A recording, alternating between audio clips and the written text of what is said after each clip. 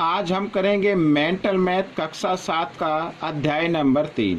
मैं हूं हरी सर और आप देख रहे हैं मेरा YouTube channel maths with Hari sir, special Hindi medium के बच्चों के लिए।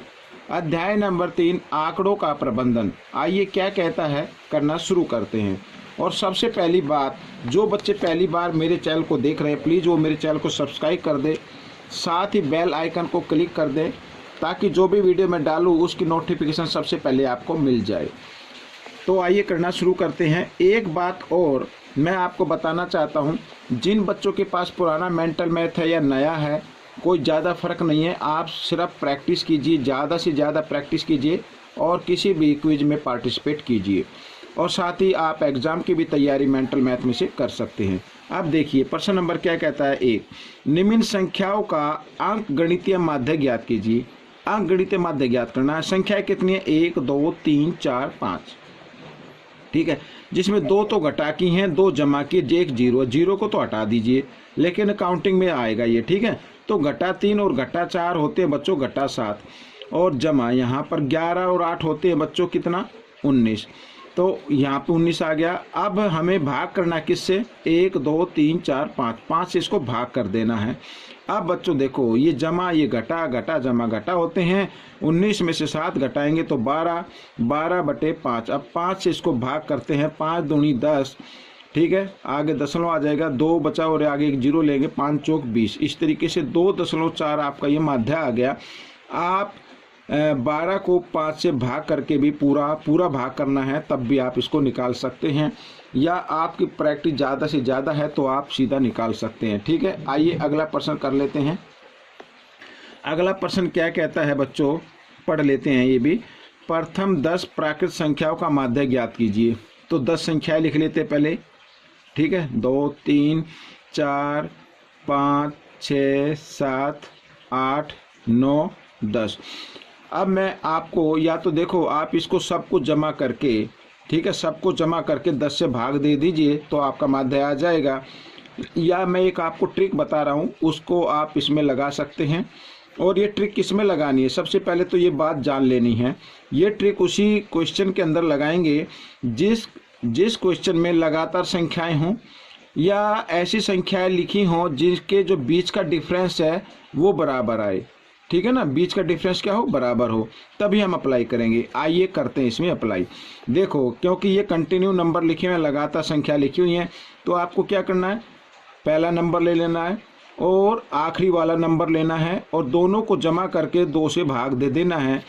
जो भी आंसर आएगा वही आपका माध्य होगा। तो 10 × 11/2, और जब 11 को 2 से भाग करेंगे तो 5.5 आपका उत्तर आ जाएगा। ठीक है, अब अगला प्रश्न क्या कहता है, देखो यहाँ पर लिखा है प्रथम 10 पूर्ण संख्याओं का माध्य ज्ञात कीजिए। 10 पूर्ण संख्याएं। अब पूर्ण संख्या तो बच्चों 0 से शुरू होती है। 0 1 2 3 4 5 6 7 8 9। अब मैंने 10 नहीं लिखा, इसमें लिखा ना 10 पूर्ण संख्या, तो 10 पूर्ण संख्या हो गई। 1 2 3 4 5 6 7 8 9 10 हो गई। तो यही ट्रिक अप्लाई करनी है जो ट्रिक हमने क्वेश्चन नंबर 2 में की है।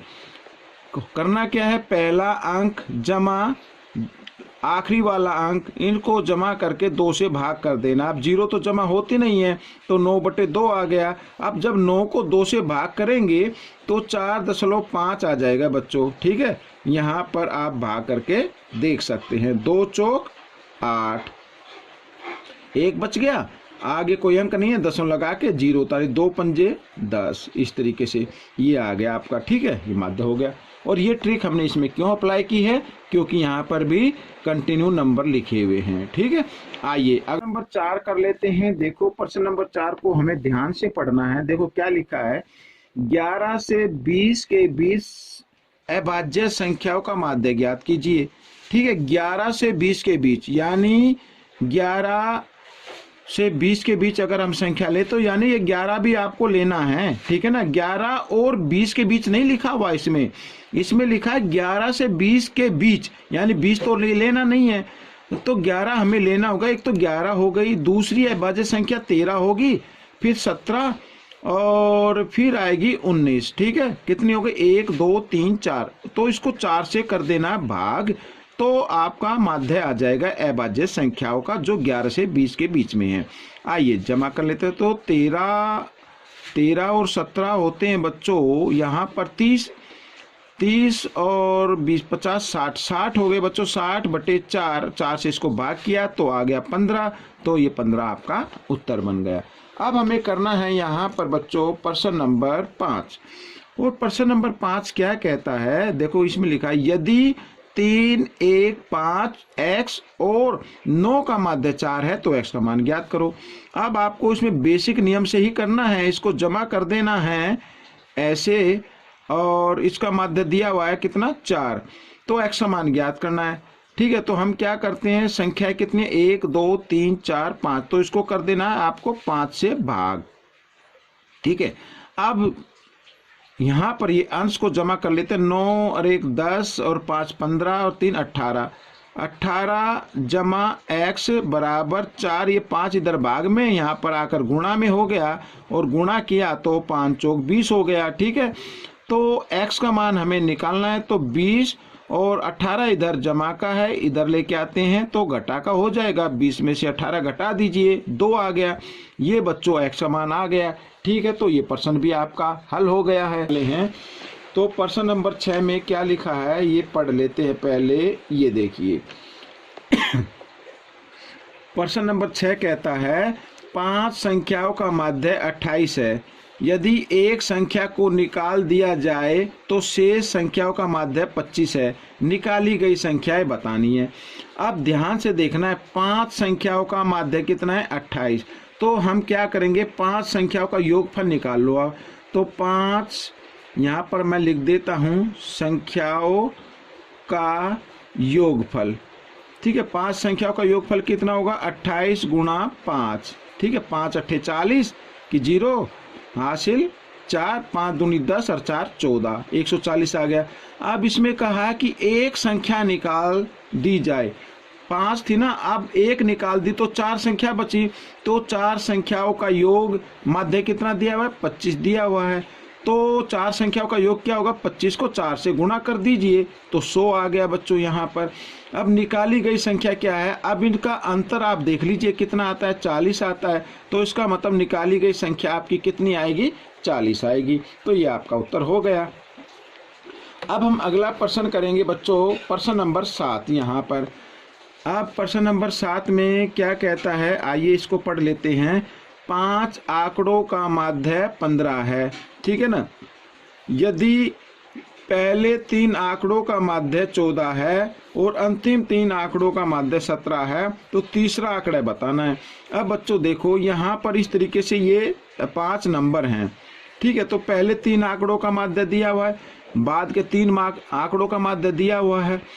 तो हम ये देख रहे हैं कि जब पहले 3 और आखिरी 3 लेते हैं तो ये बीच वाला तो दोनों बार लग जाता है।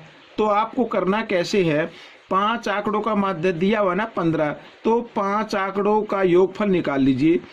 5 आंकड़ों का योगफल, तो 5 आंकड़ों का योगफल कितना हो जाएगा? 15 को 5 से क्या कर दिया? गुणा कर दिया। 15 पंजे 75। ठीक है ना।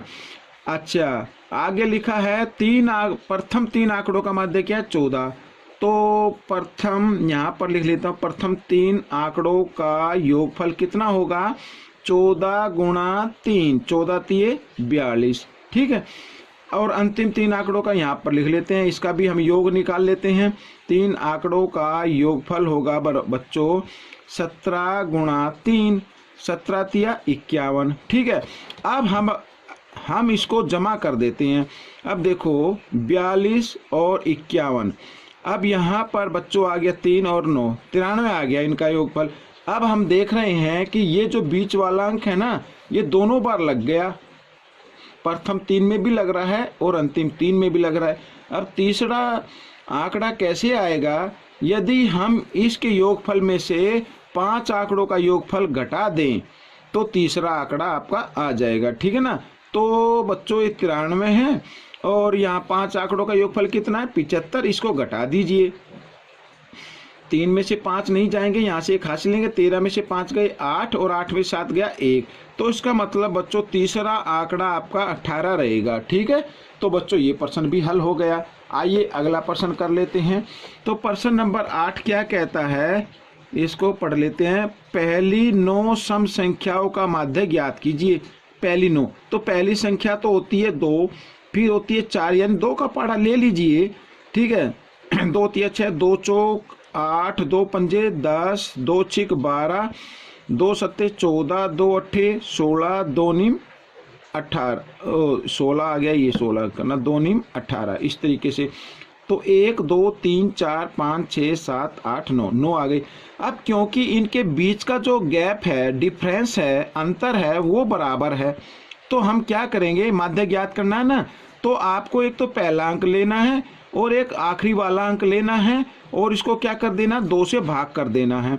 18 और 2 20, 20 को 2 से भाग कर दीजिए तो आपका उत्तर आ जाएगा 10। तो ये माध्य आ गया बच्चों। ठीक है, आइए प्रश्न नंबर 9 कर लेते हैं, और इस भाग का आखिरी प्रश्न।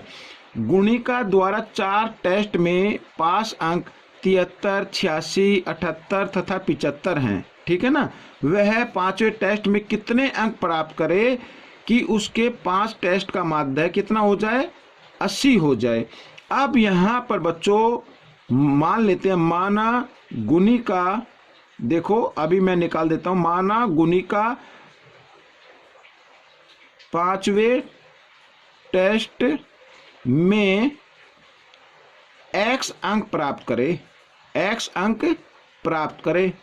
ठीक है ना, ये x अंक मिले उसे, तो माध्य कितना बन जाता है बच्चों, 80 बन जाता है। तो हम क्या करेंगे, देखो यहाँ पर प्रश्नानुसार कर देते हैं हम। तो 73 जमा 86 जमा 78 और जमा 75, ठीक है, और जमा x। ठीक है, तो यहाँ पर इनका माध्य कितना दिया हुआ है, 80। ठीक है, 5 टेस्ट का माध्य कितना दिया हुआ है, 80 दिया हुआ। 1 2 3 4 5 हो गई ना भाई, 4 टेस्ट तो ये रहे, और इसमें पूछा कि 5वें टेस्ट में कितने अंक प्राप्त करें। मान लो x अंक प्राप्त करें तो माध्य कितना हो जाए, 80 हो जाए। तो हम क्या करेंगे, 1 2 3 4 5, इसको 5 से भाग कर दें तभी तो माध्य आएगा। तो आइए कर लेते हैं आगे। तो सबसे पहले हम इसको जमा करते हैं, 8 और 5 13, ठीक है, 13 और 6 19, 19 और 3 22, 22 का 2 का हासिल 2, 7 दूनी 14 और 7 21, 21 और 8 29, और 2 30 और 31। ठीक है, ये आ गया, जमा x। और यहाँ पर बच्चों 80, और ये क्या है बच्चों, यहाँ पर भाग में है ना, इधर आकर ये किस में आ गया, गुणा में आ गया, और गुणा किया तो कितना आ गया, 400 आ गया। अब हमें x का मान निकालना है, तो 400 312 इधर जमा के हैं, इधर लेके आते हैं तो घटा के हो जाते हैं, और घटा देते हैं। अब इसको 10 में से 2 गए 8। ठीक है बच्चों, यहाँ पर रह गया 9, 9 में से 1 गया 8, यहाँ पे रह गया 3, 3 में से 3 गया 0। तो बच्चों 5वें टेस्ट में अगर वो 88 अंक और ले तो उसका माध्य कितना हो जाएगा, 80 हो जाएगा। तो बच्चों ये आपका उत्तर हो गया। तो बच्चों ये प्रश्न हल हो चुका है, साथ ही भाग को मैंने हल कर दिया। आपको ये भाग कैसा लगा मुझे ज़रूर बताएं, और इसमें से सीखकर दूसरे बच्चों को ज़रूर सिखाएं। अगले भाग में मिलते हैं, तब तक आप प्रैक्टिस करते रहिए, और मेरी वीडियो देखने के लिए आप सभी बच्चों का बहुत बहुत धन्यवाद।